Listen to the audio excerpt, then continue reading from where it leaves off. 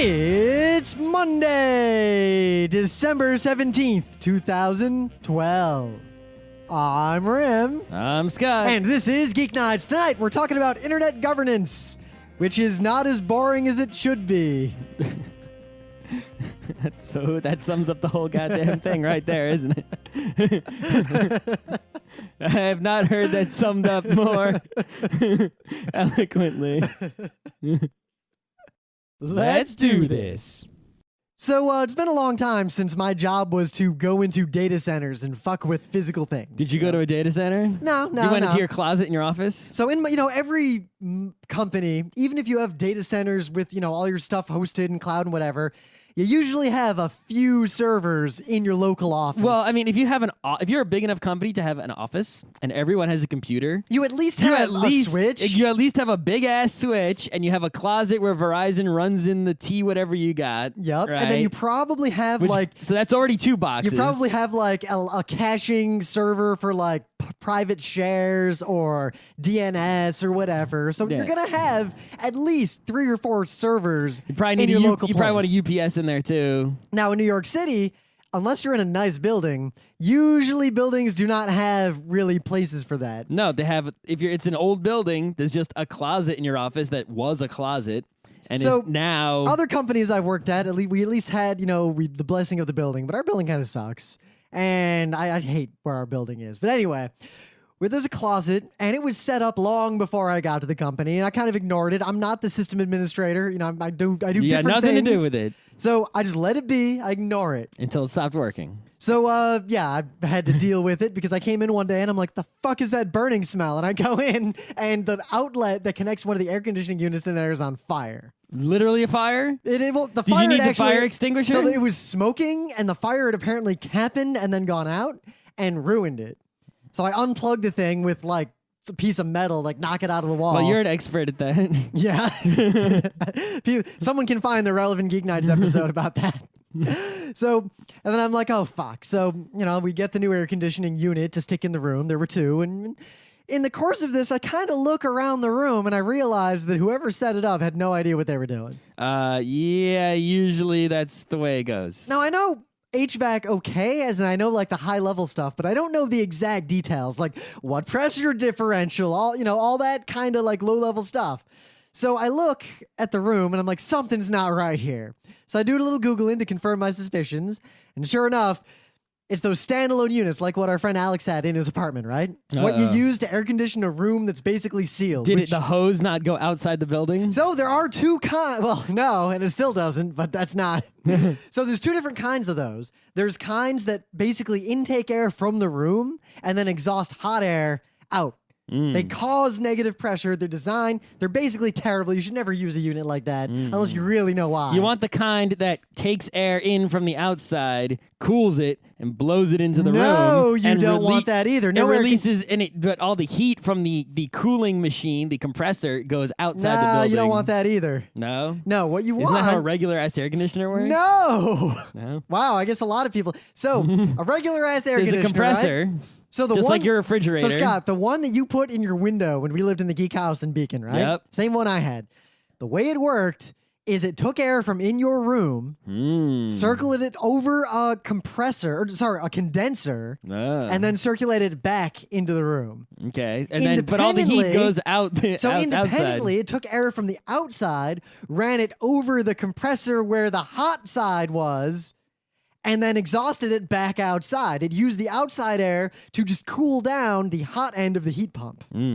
So there's no actual air exchange with the outside. For a small unit like that would actually be really inefficient. Because think about it. Either you're sucking hot air in, way hotter than the air already in your room, cooling it, and then pumping it in. And if you do that, now you've got a positive pressure in your room.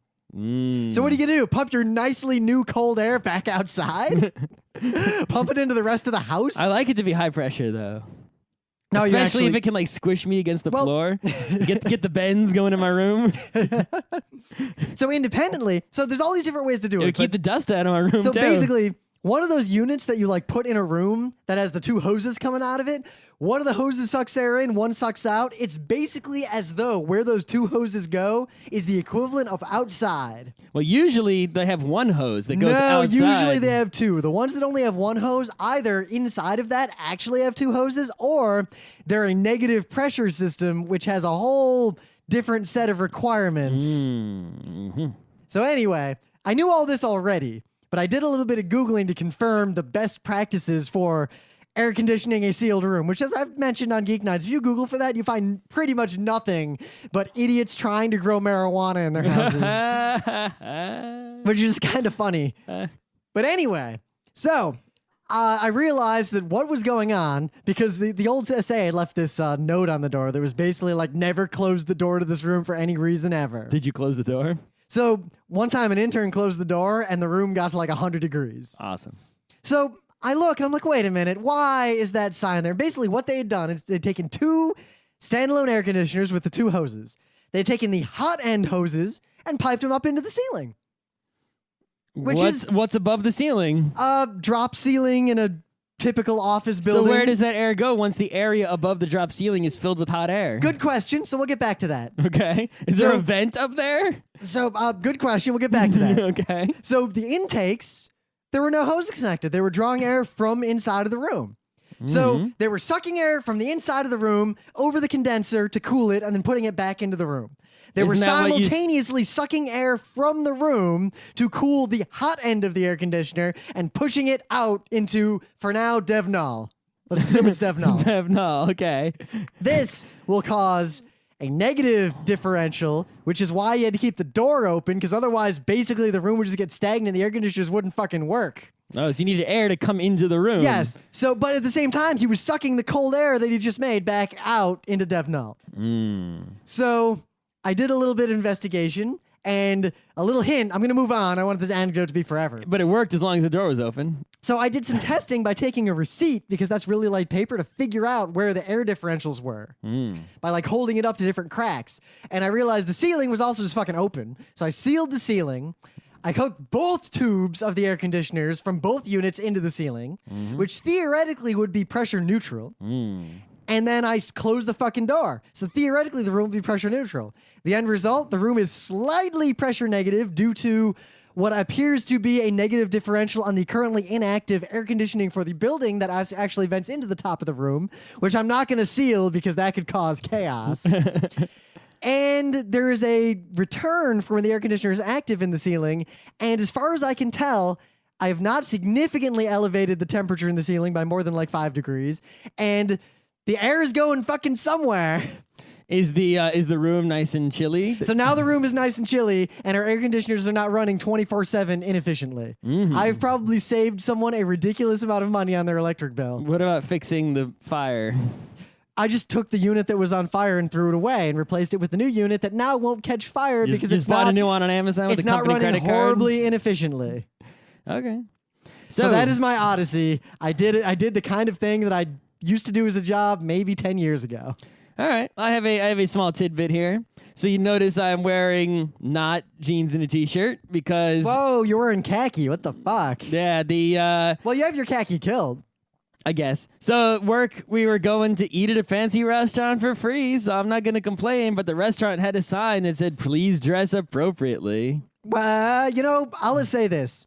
I have never been turned away from a restaurant for inappropriate attire, even though I have often been dressed directly against their posted rules. But anyway, boys, this place is pretty crazy because we had a reservation for noon, which is when they opened. We got there like 11:50. The door wasn't even open, but there are people waiting. And then when the doors finally opened, it was like a mob. And then by the time we were done eating, the place is jam-packed. No. So the other people at my table, my coworkers saw a famous person I never heard of and were like, ooh. And Do you remember the guy's name? It was some lady. Do you remember the girl's name? No idea whatsoever. Okay, I'm just curious. A non-important famous person. But whatever. The important thing that I want to discuss here is that on the menu, I was looking at the non-alcoholic beverages. In fact, the waiter specifically mentioned in the giant book of beverages that there were non-alcoholic beverages. So besides water. So I took a look. And I went going down the list, and it's like, oh, water, some kind of, It's funny because we were just at that fancy Russian restaurant last night, and they had the odd juices. Yeah, well, that was cucumber juice I had there. Well, they had the other juices too, but they were out of them. Yeah, but going down the list, it was like, fancy weird water. They had, what's that, the water that always have the Italian restaurants? San Pellegrino? Yeah, they had San Pellegrino mixed with shit, and they had... it's just fucking seltzer mineral water. It's not special. Right, and then they had, all those things that you always mix with alcohol that aren't alcohol mixed together, like bitters and something else. And, but then I get down to the bottom, and Wait, that means you could actually, I could make you a non-alcoholic beverage. I don't really want to drink any of that nasty It's awesome. shit. Bitters is not bitter. It's delicious. Whatever. Anyway, going down the list, and it just says fucking Gewürztraminer juice, and then it says Pinot Noir juice. And I asked the guy, and I'm like, is that actually just fucking wine grapes made into juice? Well, I didn't say fucking in a fancy restaurant. I was like, is that just wine grapes made into juice? He's like, yeah. I'm like, I want that right now. I would drink that. It was $9 a glass. I wasn't paying for it. The last time I ordered wine at a restaurant, I paid $7 for my glass. So it's $9 for a glass of Pinot Noir grape juice. How was it? It was freezing cold, like not ice, obviously, but like as cold as you can get. I like how the colloquial freezing cold actually was really the wrong thing to say there. It was basically as cold as ice water. Well, no, you could say it's freezing, has not frozen yet. Yeah, it was as cold as ice water. You see the bottle was condensing. He poured it into the, he treated it like it was wine. He showed it to me. He poured it in the glass. I tasted it to make sure it wasn't ruined. It wasn't. It was pretty much the best grape juice I ever had ever. So I bought a whole case of it, which is not expensive at all. Basically, it cost my company $9 for the 8 ounces they gave me, 12 maybe, right? If you buy a whole case of it from the exact same place, you get this Navarro, which is just seems like basically the apple, the sweet apple acres of California, basically, and grapes instead of apples. It was basically comes out to like $8, $9 a bottle. So it's not bad. Like I was saying over our Twitter before, my favorite wine that I purchase on a regular basis is between $8 and $12 a bottle, and much less if I buy it by the case. So we'll see when it shows up. Apparently, here's the thing: it comes with, it comes with 12 bottles. I think 5 of which are the white grapes and 6 of which are the red grapes, or maybe it's the other way around. And then they give you 1 bottle of verjuice. Or Verjus, which I'm probably pronouncing incorrectly, which is they take the unripe grapes and they squeeze them mad early, and they make sort of like this really, sour kind of thing. And what you can use it for is you don't just drink that, because why the fuck would you drink that? What you do is you can use it, instead of lemon juice, in pretty much anything that requires lemon juice, including lemonade. So you can make Verjuice-ade. You can also use it instead of vinegar in, say, something like salad dressing. So, and then they had a PDF on their I use that with some salad dressing instead of vinegar, and I put some let's see, some oranges and apples and walnuts and goat cheese. Oh, yeah. That kind of stuff. What I can do is I can go get that exact salad from the salad fresh co near my work and say, no dressing, bro. I got my own. And then... it's got to have walnuts and feta. On their website, like a goat cheese with like a little bit of lavender in it. Yeah, on their website, they have a PDF of recipes where you can use Verjuice as the ingredient. It's like the Verjuice PDF it has a ton of fucking recipes too, a lot of them. So I'm a big fan of this, of fancy juice, and I think I'm going to try to find or maybe start my own well-la-di-da, drinking juice, your fancy juice from the have, fancy bottles. Non-poison. You're going to get to hear the things I've had to hear from you for the last 10 years about my wine. You know what I mean? You're spending $9 a bottle on grape juice. Kedem's $1.50. Kedem doesn't taste very good. Oh, so you're saying that the more expensive one tastes better? No, it's that these are the reason it's expensive is not because it's better. It is because they could have turned these grapes into wine, and at least you mean wine that I only pay $8 a bottle for, right? Instead of the $9 a bottle you're paying for this juice.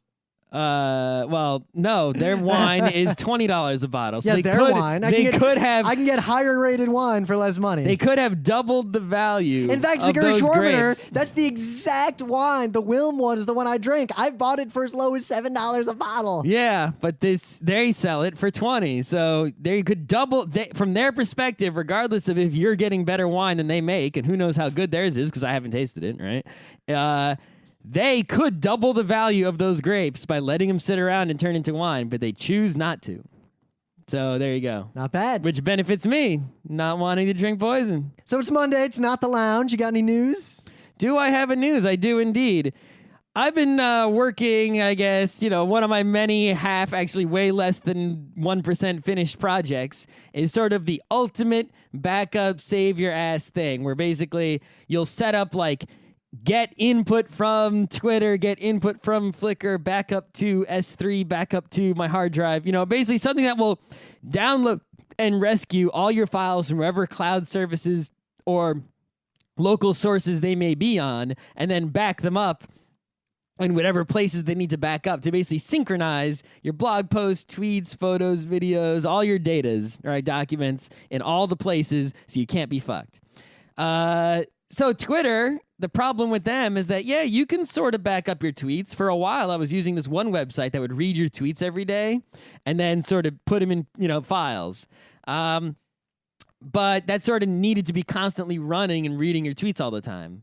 Twitter is finally coming out with something Delicious has had for a long time, which is download all your tweets ever.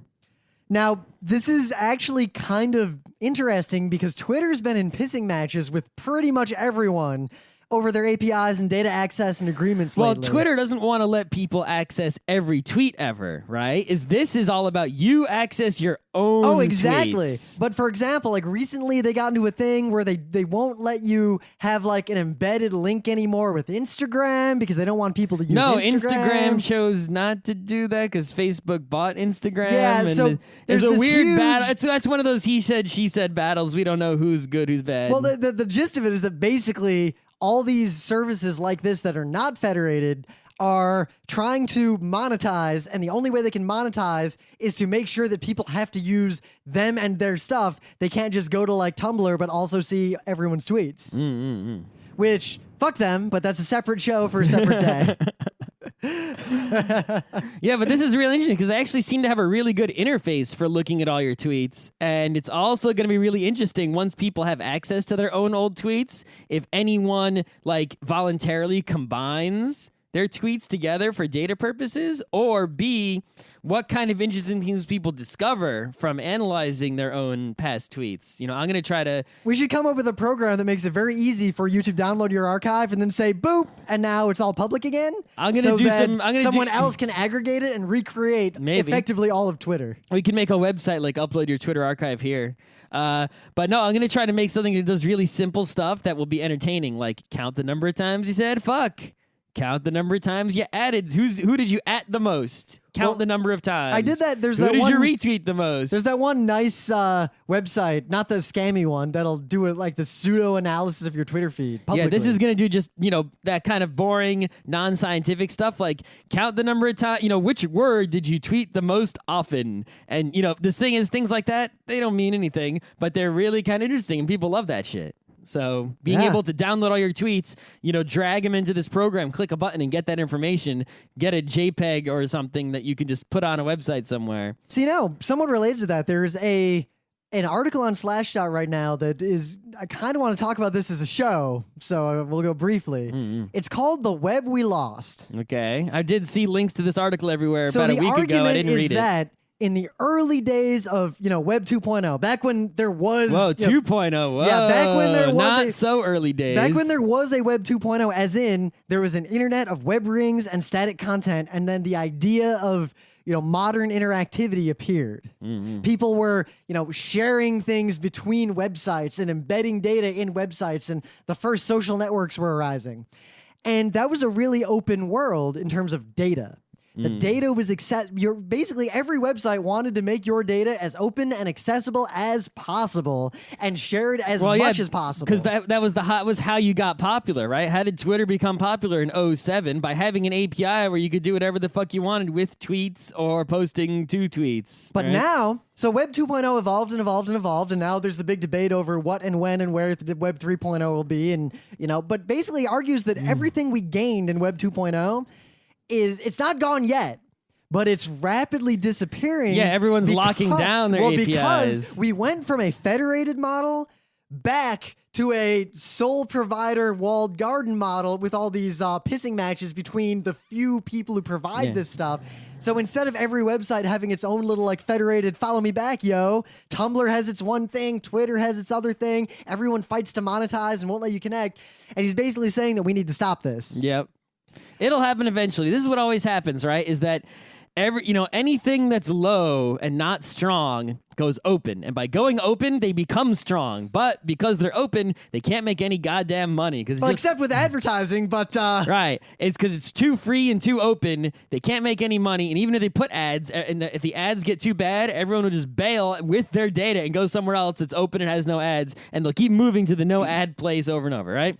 So what do? They start to lock down, and people will tolerate it because you gradually do it. If you did it all at once, people are like, fuck that, but they do it gradually and slowly, closing it up. Now, what's until the interesting, systems slip through their fingers. well, and what then, this does, back in the day, let's talk 90s. In the 90s, when things like the CDB TPA... do you want to talk about the original Berners-Lee web, where basically every page is Wikipedia? No, I do, but not right now. Okay. So I remember in the 90s when I really got into encryption and, things like, before Waste even, like using PGP and PGP phone and, Tempest protection and all that crazy bullshit, was because back then, really, like, the main operating systems people had access to were pretty locked down, and there was a fear, especially with CDB TPA type stuff coming down the pipe, that the governments of the world might actually crack down on computers and free information. The main bit a little early here. So nerd people were like, oh fuck, and there was a big explosion of interest in Linux and encryption and all this stuff that drove a lot of cool things later on down the road.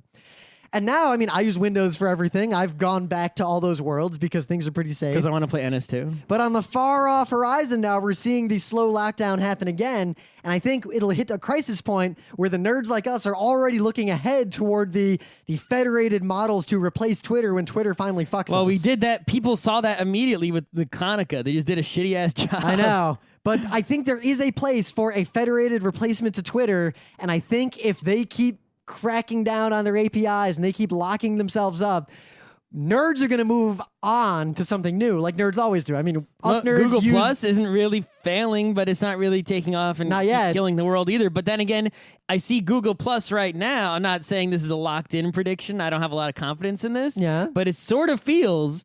Google Plus right now feels the way Google Chat did early on, where a few cool people are using that instead of, say, AIM. I'm trying to use it more and more. Right? But everyone else is still using AIM and MSN and Yahoo, but a few cool people are using Google Plus. But meanwhile, nowadays, Google Chat went from being that sort of other instant messaging thing that only a few people use to being the one. And AIM is dead, and ICQ is dead, and MSN is dead, and then Yahoo's dead. So maybe Google Plus will follow the same path and kill Twitter and Facebook, possibly. Not saying it's for sure. I'm just saying that's what it feels like. Because I have the same feels using Google Plus that I had using Google Chat in the early days. Yeah. But so talking about free stuff and ads, I don't want to talk about this. There's an article that's pretty awesome. Basically, everyone's rumbling about, are ad blocking things going to be made illegal, and or will there be lawsuits again? You're going to the main bit again. Which is going to be relevant to the main bit, but I just want to point out this issue was an issue in the 90s. And it disappeared. All the nerds were just like, yeah, I just block every ad no matter what. Fuck you guys. That's right. And normal people are slowly learning to block ads, but it's not enough of a majority to matter. But now, suddenly there's rumblings of the ethical question and the legal question again.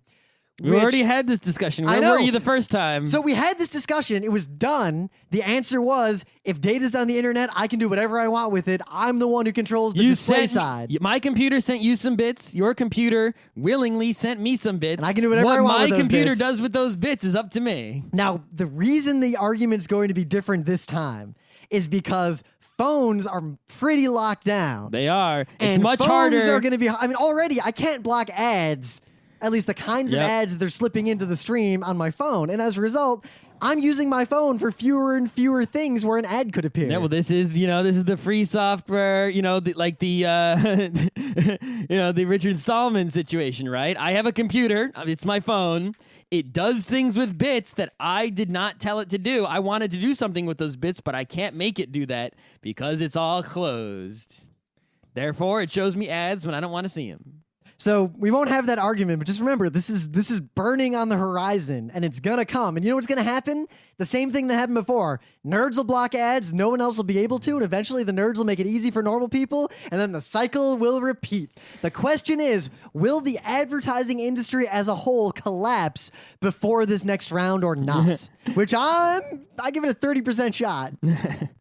So I think, we just as the fundamental problem of the world has discussions, right? It's like someone was just born just now. They haven't seen The Godfather. They also have never had an argument about copyright. They've also never seen a world where the TSA doesn't touch my genitalia to let me get on a plane. Right, but that discussion of copyright for that new person will happen again, just like they will see The Godfather having never seen it. They will have that discussion having never had it. And every discussion that we don't solve once and for all such that there is no one complaining about it will repeat the same points over and over again with no new points discovered except for science. Jon Stewart made a really funny and relevant Unless point. there is science, there will be nothing new to say. There was a recent Daily Show where he talked about the fact that the SCOTUS is taking up the 2 gay rights cases on marriage. And he's like, finally, the Supreme Court is going to answer whether or not gays getting married is a fundamental right. Because when they ruled on abortion, that ended the argument. No one talks about that anymore. Well, the argument doesn't end when the Supreme Court says it. It ends when, old people die? Yes. Yeah. So to segue into the main bit, someone proposed a pretty interesting answer to this whole thing. The ad thing?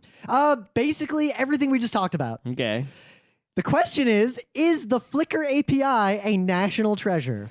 What is the language? I mean, do you want to talk legally here, Matthew or do you want to talk Ingram, ethically, blah, blah, blah, morally? Open API, blah, blah, blah, blah, blah. Worried that the possibility of Yahoo might do the same thing with the Flipper APIs. Some guy named Dave Weiner just launched a petition. Dave Weiner is the guy who invented podcasts, basically. Yes. He launched one of those petitions to Obama. He's asking that the federal government, through the National Historic Landmark Act, declare the API to Flickr as it currently exists a National Historic Landmark, meaning it cannot be fucked with by anyone, even Flickr, and they have to maintain it. That is but what if Flickr goes out of business? If I was Yahoo, then the government would get control of it and have to maintain it. With tax money. Yeah. If I was Yahoo, I'd be like, fine. Take it. We don't have to pay for it anymore. Woo! Yeah, but there you know goes what? all our costs. But you know what? At the same time, think about the idea that data that is out there on the internet can be a landmark, just like some crappy old farmhouse can be a landmark. Well, then maybe we should have declared fucking tribes too a landmark. Yeah, maybe we should have. So no, but what is the language of the law? That's, what does a thing have to be a landmark? Do you really think I know that? Doesn't it say in the article that you're reading? No. Then you're not being very helpful. Do you want me to be a journalist? Or you want me to read this whole thing? It's going to take too long.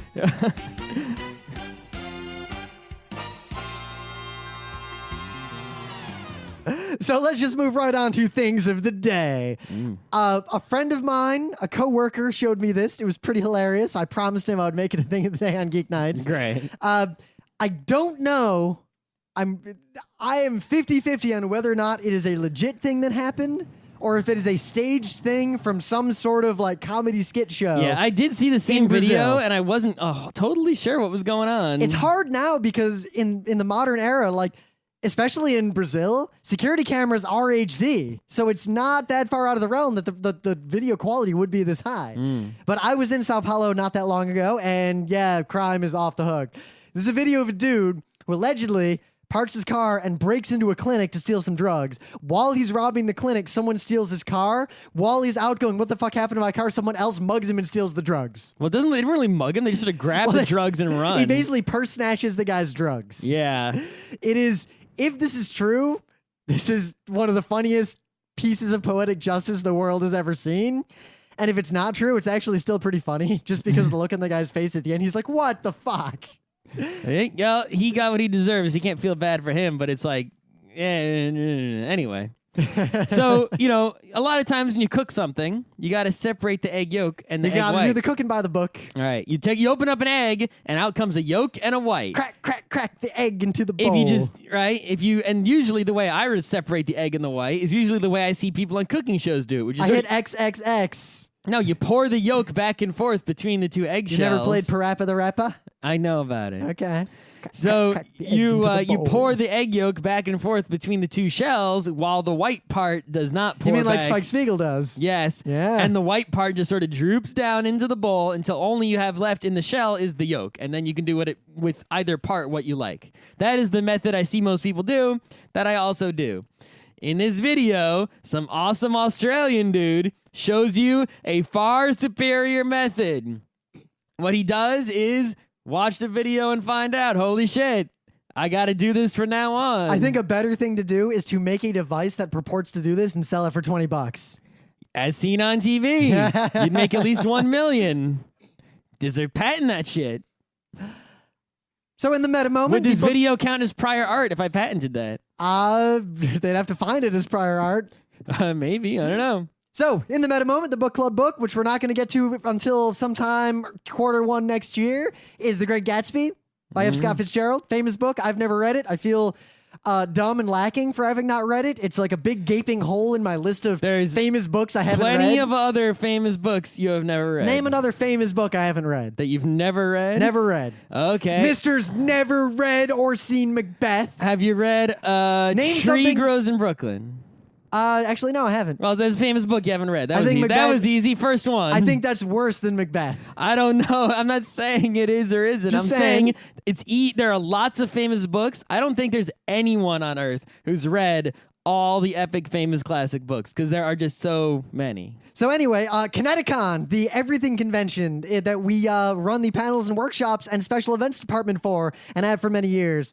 In Connecticut, Hartford, in July is a long way out. That's but a long way away. Why are we talking panel- about it now? Well, Scott, because panel submissions, lecture submissions, workshop submissions are open, and we're going to start scheduling shit end of next month. Nice. So if you want to do something, submit your shit now. Ooh. Yeah, we're so far ahead of the game that I'm assuming something horrible is going to happen to ruin all of this for Well, us. the only other convention we need to talk about is the one that is impending quickly. What? Less than a month away. The weekend after New Year's. What? MagFest. Magfest. 11 Balls, balls, balls, balls. of steel. This Oh is my God. 4 nonstop days of gaming, concerts related to gaming. The lineup of musical acts is unbelievable. Last year, no boo. How could you top that, right? Some of the best video game musics there ever was. Even I'll put even the if a lot of video. the Final Fantasy games are boring. I have a video I uploaded of Nobu doing the Colossus roar back to the audience. The music has never been bad in any Final Fantasy that I know of. Basically, but the crowd this year, starts- so how could they top that? With also the best video game music ever. I don't remember the guy's name. The guy who did the Streets of Rage music. Oh my God. Oh my God. Not to mention every nerdcore chiptune video game metal band Never mind the you've football ever field heard of or cared about. Never mind the football field of arcade machines. Open 24/7. The ridiculous just LAN party of Counter-Strike all night. You want to play Initial D at 4 a.m.? Well, you can't because there's two guys who are going to sit at that machine Thursday morning through Sunday night. But if you want to play Dig Dug at 4 a.m., it's game on. We are going to be there doing 3 panels All on Friday. all in a row on Friday. And we're going to Friday. spend Saturday night, Thursday, If you ever wanted to Thursday meet night, me- late Friday night, and Sunday until we leave playing games, maybe a concert, games. If you want to meet Rim, having just played a 5-hour game of Eclipse and then drunk himself into a stupor, and wandering then played around, another 5-hour game of Eclipse. wandering around and playing Dig Dug, that is your chance. Also playing Netrunner like 20 times in a row. Oh my God! And Infiltration, I'm bringing that shit. Oh, we're bringing all the shit. I got 2 Yeah. new games too. We got I got ration. Castles of Burgundy. I got Dominant Species. So 2 top tier board game geek list games I never played before. I just bought them. Big sale. All right. And you should go on the internet and find us in all the places we live on the internet and follow us and subscribe and newsletter. I'm going to send out And maybe particularly, tomorrow. we have more episodes of Geeknights Presents. However, due to a hardware failure, we might have to re-record one of them. Oh no. So I gotta do some looking at that. But if you want us to release Geeknights Presents faster, share that shit around. Unless it gets tens of thousands of views, I'm doing it, and Scott's doing it as we damn well feel like. Yeah, I mean, in general, we have this YouTube. We've been trying to break into the world of video because podcast not so hot. Video's pretty hot right now.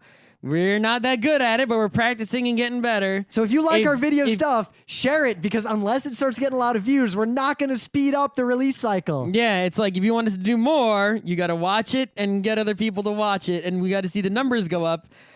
And then we will have an incentive to make more and see if the numbers go up again. So, yo, dogs, post that shit on Reddit, because I can't, because I'll get downvoted for self-promotion. Yeah. All right. So Internet governance. don't want to talk about the details of the votes that just happened and all that complicated bullshit, because the general question is actually something that there isn't a good answer for. So the general case is worth discussing.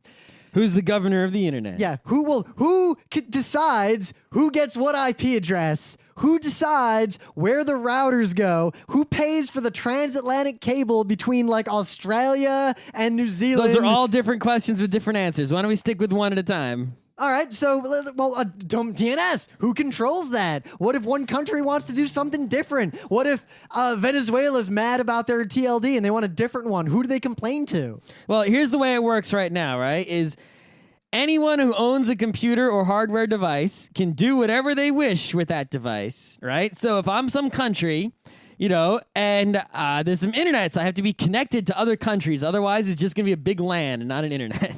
Or it'll be on internet, but not the internet. And it's just in my country. I want some other country because, right now the world is governed by countries, so their law still stands for a lot of things, especially physical devices and physical locations. Who owns them? Who is allowed to do things with them? It's property law, right? I own this computer. I can make it do with bits whatever I want it to do that's legal, in this country to do with it. So, but my country wants to connect with another country.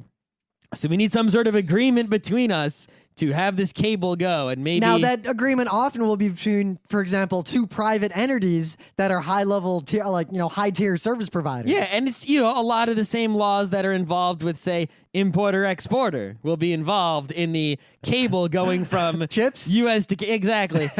With the cable going from U.S. to Canada, let's say it goes from Sprint to Canadian phone company I don't know the name of... Right?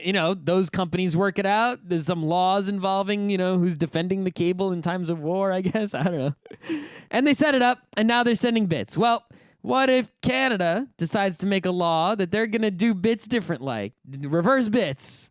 The U.S. side either has to also do reverse bits or, say, reverse all the bits going to Canada or coming from Canada, or just say, fuck you, Canada. You're not doing things the way we do them and the way everyone else does them, so we're just going to cut your ass off, and we're not going to accept your bits anymore. Now, the reality is that the United States basically invented the internet. It's like the last great thing we as a country spent tax dollars on and we invented. say the way the bits are going to go, and if someone doesn't make their bits go the way our bits go, they just don't have any working internet. Yeah, basically right now, the U.S. Department of Commerce effectively has control over the internet.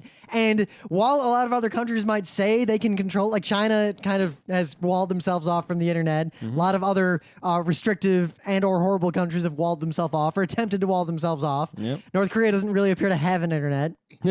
But the fact remains that the vast majority of pretty much everything is in the sphere of influence of the United States. And we have hitherto basically told the entire rest of the world to go fuck themselves. Good.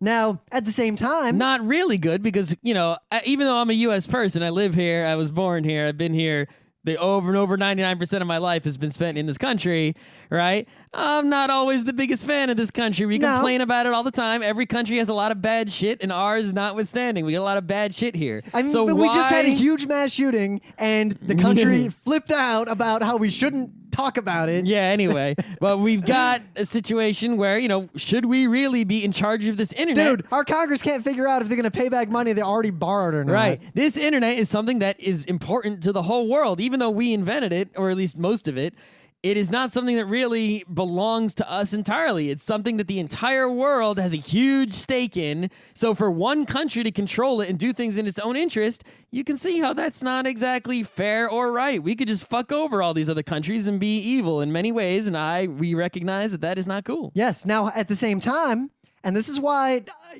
when it comes to politics, I take very nuanced and sometimes complicated positions, and so does Scott on most issues. But people would consider me perhaps left-wing, liberal, radical, but I'm actually very effectively right-wing on the issue of internet governance.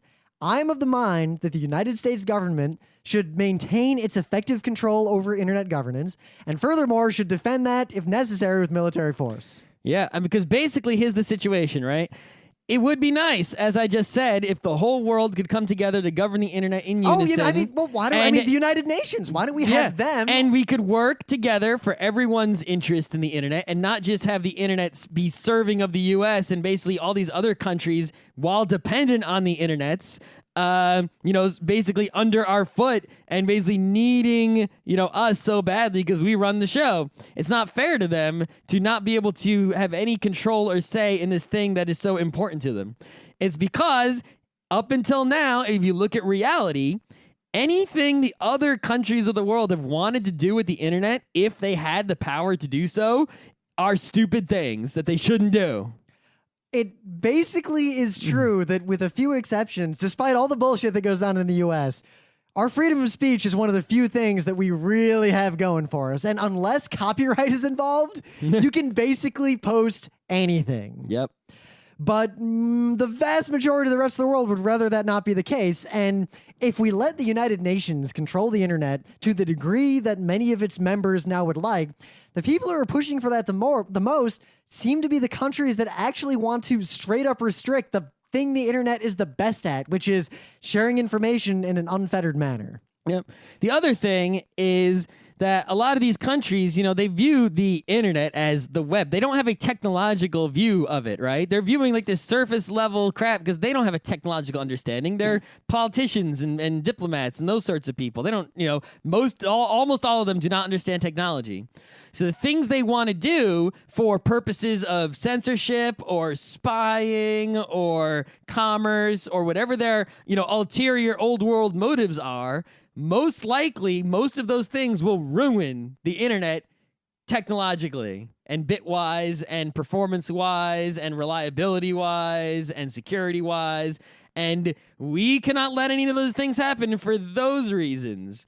And, if there was some sort of elite panel of, amazing technology people who are going to run the internet, that would be totally chill. But no, we got a bunch of countries who want to basically make it illegal to blaspheme on the internet. Yep. Or to restrict things like Australia or Britain does. And the one thing we've got going for us is free speech. And the other thing is that we've actually managed the internet pretty well.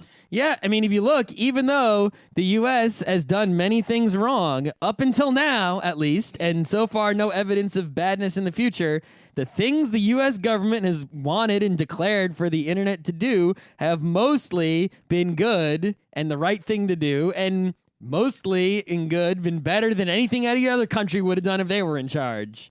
So I'm not going to complain yet. If it has to be one country, this one has done a good job so far. Let's stick with it until we can't stick with it anymore and then figure something else out. So very recently is kind of an example of how this is making it to the news. And it's interesting because most of the news coverage around this doesn't really even explain what because is going journalists on. don't know anything about technology either. So the ITU is a part of the United Nations that manages things like telecommunications between countries, like long-distance phone calls and all that stuff. Yeah, it's a very old organization, and for things like phone calls, it worked pretty well. So the United States, there was a treaty that was put forth that would expand part of the ITU's purview to cover some internet things. And U.S. Ambassador Terry Kramer basically told everyone, yeah, we're not signing it, and he gave a really good speech as to why. And I want to read the relevant quote here. Quote, "The internet has given the world unimaginable economic and social benefits during these past 24 years, all without UN regulation. We candidly cannot support an ITU treaty that is inconsistent with a multi-stakeholder model of internet governance. These past 2 weeks, we have of course made good progress and shown willingness to negotiate on a variety of telecommunications policy issues, such as roaming and settlement, blah, blah, blah, blah, blah. But the United States continues to believe that internet policy must be multi-stakeholder driven. Internet policy should not be determined by member states, but by citizens, communities, and the broader society. And that consultation from the private sector and civil society is paramount. It has not happened here, referring to the ITU treaty. And he basically goes on to say that the people involved in making these treaties that we're currently refusing to sign. There's a great quote here. Another guy warned, the U.S. should immediately prepare for an even more treacherous ITU treaty negotiation that's going to take place in 2014 in Korea. So the UN, different groups of countries keep getting together and trying to put forth resolutions giving themselves more control over the internet, and every time the U.S. just says, well, you know what? No. Well, I mean, think about it this way, right? If you consider the internet as almost like a country, right? It's that important, and its citizens are all sorts of people all over the world. So this is like, in the olden days of the U.S., only the white dudes who owned land and had penises could vote. Well, this is like, this is internet and we're all living it, but only the people who run countries can vote. It's like, no, that's not how it's got to work. Yeah, right? I mean, the people who run Libya really don't want the people in Libya having access to the internet. Right. The people who run China Libya's really a don't little want different people. now than it used to be, but The people in China running it really don't want the people living but in it. even to in a have access. situation like this, it's like corporations really depend on the internet to live all around the world, and they don't even have a say in this ITU shit other than paying the government, right? So governance, people who own, who govern large pieces of land, even if they represent their people, should, on paper, should not be the ones to determine the policy of the internet. It is, we should instead imagine it as a separate country, and anyone who uses or depends on the internet is a citizen of it and has an equal say to everyone else. My who uses it or fantasy, depends if we want on to talk, it. my fantasy that I know is not relevant, for at least for the next That decade. the internet is its own country. That my fantasy of the next few decades is that the internet is recognized by the United Nations, probably out of necessity, as a sovereign nation and has delegates. And the people who are in charge of the internet and are elected in charge of it or whatever are really smart technological people, and suddenly the person who's the head of that is more important than the president of the United States. Now, I have a feeling that could only come to pass if the people who consider themselves citizens of the internet. I mean, I consider myself personally a citizen of the U.S., if they had of New York legit- City, and of the internet. If they had legit internet passports, like you could go to a country and say, I'm from internet, that is my country, I would switch and get one. I would say that internet would be, well, then again, what if the It U.S. would have was, to be super legit, though. It couldn't be like but Scott, Sealand then you would need a legit. green card to live in the U.S. unless you were a dual citizen. But it would have to be super legit, not Sealand legit, right? No, so- it would have to be as legit as a French passport. It would have to be dual citizenships because as cool as this fantasy is, the fact remains that the one thing the internet does not have is sovereign land. So even if you're a citizen of the internet, you got to live in some other country. Do you really want to have a green card to live here? If it was, if the passport and the citizenship was as legit as current citizenship is, and not some Sealand joke, like I said, I would do whatever I had to do to be that. Even if it meant green cards or whatever. Is that the only way for the internet to have a legitimate sort of citizenship or recognition would be if it had the sort of independent ability to defend itself. Now, you can imagine what that might entail. Well, yeah, I mean, like you said before, we should use military force to defend the internets if necessary. Well, the thing is, I have a feeling that if, the CBD TPA was basically fought off by the citizens of the internet from the era because normal people had no idea that was happening. I know I bring that up a lot lately, but those kinds of laws keep trying to come back and we keep fighting them off, but non-nerds still have no idea this stuff happens. Yep. If it ever got to the point where stuff like that was about to pass, I think nerds would start doing the kinds of things that they were planning for in the 90s. They'd start using PGP phone equivalents again and crazy encryption and darknets and undernets. But there's only so much we can do along those lines, and we could be pushed to the point of using all of those tools, right? And, doing lots and lots of, internet side damage. Basically, it's sort of like, if there is a war on the internet for the internet, it's going to look a lot like Russia retreating away from Napoleon and or Hitler. We're basically burning down the internet to damage those who are trying to harm the internet, to make them suffer in the land of the bad internet.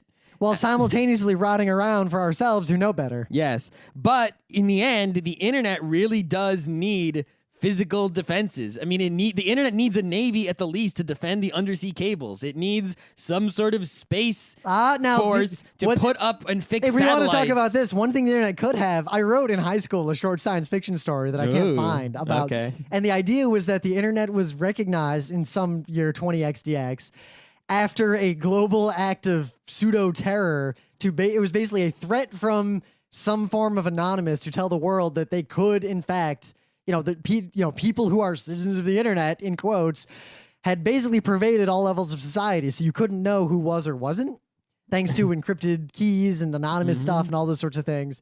And I think that's, my idea about the milk crates. It's the idea that in every intersection of every major city in the world, citizens of the internet shoved shopping carts filled with gallons of milk into the intersection to stop all street traffic in every country in the world for one afternoon during rush hour to prove that it had the power to act if it needed to. Hoping that threat Some of that stuff was enough. happens in that anime. The one with the girl with the yellow... Durararara, yeah. Had a little bit of that action going on. A little bit. We'll see. Though I think things like that will happen in our lifetime, but I think we're already too old to be on the forefront of that life. And shopping carts aren't going to fix someone cutting all the undersea cables either, which are surprisingly easy to cut. They're cut all the time by accident. Yeah. But at the same time, on the land and where you can have retransmitters, you can still keep the signals going. Well, that's another thing, right? If there is sufficient technological innovation to where everything can be wireless and fast and affordable and etc. You have to get it to the point to where a government cannot stop the internet without stopping all communication. Or they just can't, period, right? What if we reach a time where there's... It's always easier to disrupt a signal than it is to read it. That is true, but what if we can reach a point in time where we have technology such that, everyone just has their own power sources, so it doesn't even matter if they cut the power, right?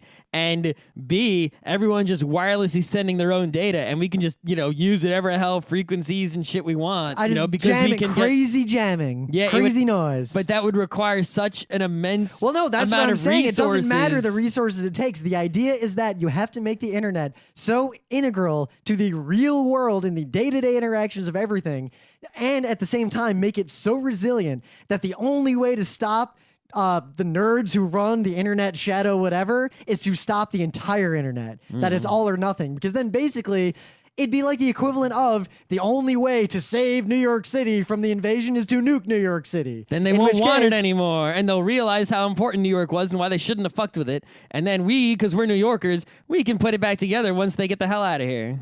That's basically the only way the internet could be a sovereign power. Yeah.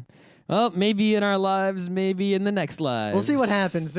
Things are getting interesting over the next decade in terms of internet governance, and we'll see what happens. But the fundamental point, at least for the short term, is that the U.S. is that this topic should be really boring. It should be nerds just talking about, well, how do we allocate IP addresses in this country? But instead, we have countries like Korea being like, well, we don't want porn IP addresses. And Germany, like, we don't want any Nazi anything. And Britain's like, we want defamation laws like crazy. And other countries are like, well, you shouldn't be able to see anything that we don't like anywhere, or you should have to prove beyond any doubt that you're 18 plus in order to see any of this stuff. And it's like every computer must send bits it is asked to send if it wants to, and any computer that is the problem. We can't be looking at anyone's bits. You can't be blocking any bits. Internet government should be boring. It's not, because people are stupid, greedy, drama-filled, and fearful. It should just be as boring as, as like the product release meetings I have. Here are computers. They are not working. Let us make them work. Okay, they are now working. So, Hooray. guys, do we add 1-bit or 2-bit to the new address scheme for IP47? Well, it seems like is there too much sploo in my fleam? We never thought we would need all the IP addresses of IPv6 until every nanobot had an IP address, and we made the nanobots. What half an atom protocol big. should we use for the deep space network if we expand If we think about farthest into the future as possible, right? The smallest computer we can make will be half a quark.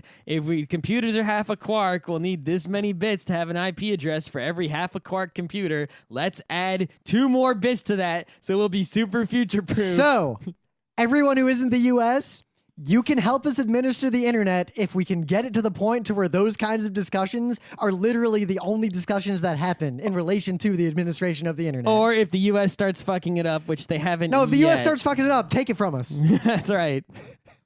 Please.